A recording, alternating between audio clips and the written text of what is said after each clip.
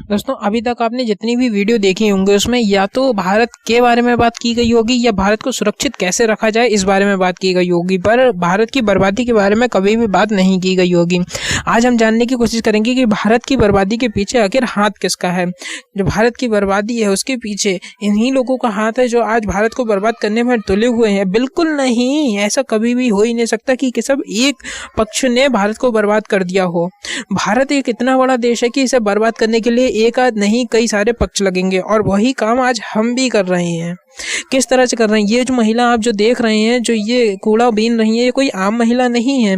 आप सोचते हैं कोई आम सफाई कर्मचारी है, कोई गरीब होगी जो अपने रोजी के लिए कूड़ा बटोर रही होगी। मैं बता दूं आपके लिए एक करोड़पति हैसियत है इनकी, बल्कि करोड़पति तो छोड़िए, इनकी हैसियत अरबपति की है। पर ये आज कूड़ा बीन रही है। जानते हैं क्यों? क्योंकि इन्हें इस देश का हाल देखा नहीं गया इनसे। ये 52 साल इन्होंने इस देश में काम किया और उसके बाद में ये फॉरेन चली गई। फॉरेन से जब लौटी है तो इन्होंने देखा कि इस देश का हाल क्या हो गया है। किसी को अपने देश की परवाह है ही नहीं। हर कोई मतलब अपने में व्यस्त है। अपना काम बनना, भाड़ में जाए जनता। दुनियादारी इससे नहीं चलती है कि दुनिया में देश में क्या हो रहा है। दुनियादारी इससे चलती है कि मैं कितना कमा रहा हूँ। अरे अगर आपका देश ही सुरक्षित नहीं है तो आप कैसे सुरक्षित रह सकते हो, मुझे इस बारे में बात बता दो। और इन सबको छोड़ के ये बंदी, ये अकेली महिला अगर इस देश में कूड़ा बीन रही है तो आप सोचिए कितनी बड़ी विडंबना की बात है कि एक अरबपति हैसियत की महिला आज कूड़ा बीनने पर मजबूर है। सिर्फ इसीलिए, उन्हें कोई शौक नहीं है, ना कोई समाज सेवा कर रही है। उन्होंने तो किसी मीडिया को भी नहीं बुलाया था। वहाँ पे तो कोई रास्ता चलता था जो उन्हें पहचानता था, जिन्होंने उनको देखा और फिर वीडियो बना ली कि आखिर ऐसा क्यों है कि उन्हें कूड़ा बीनने की जरूरत उन्हें क्यों पड़ गई। तो इन सब बातों को देखकर उन्होंने बताया कि क्यों आज उन्हें कूड़ा बीनने की जरूरत पड़ गई। आखिर ऐसा क्या हुआ कि उन्हें कूड़ा बीनने की जरूरत पड़ गई।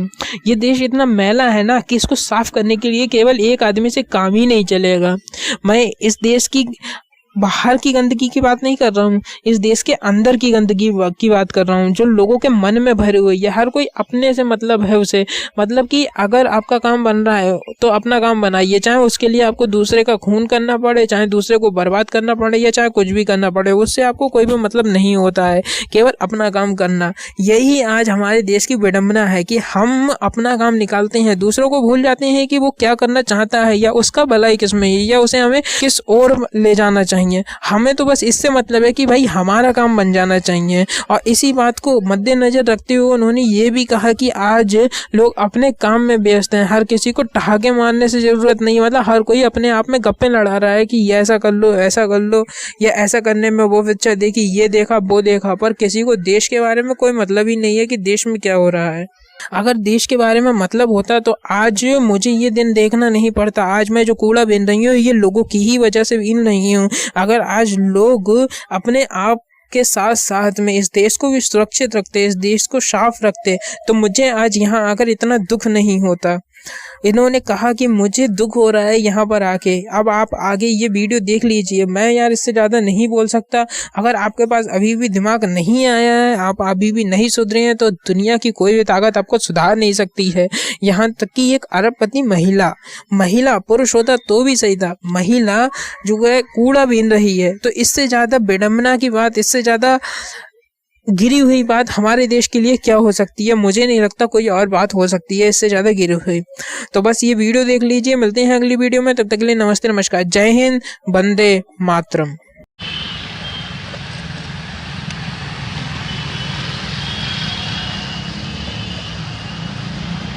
अब मैं इनसे बात करने के लिए, दीदी एक सेकंड, अब आप बताइए आपका।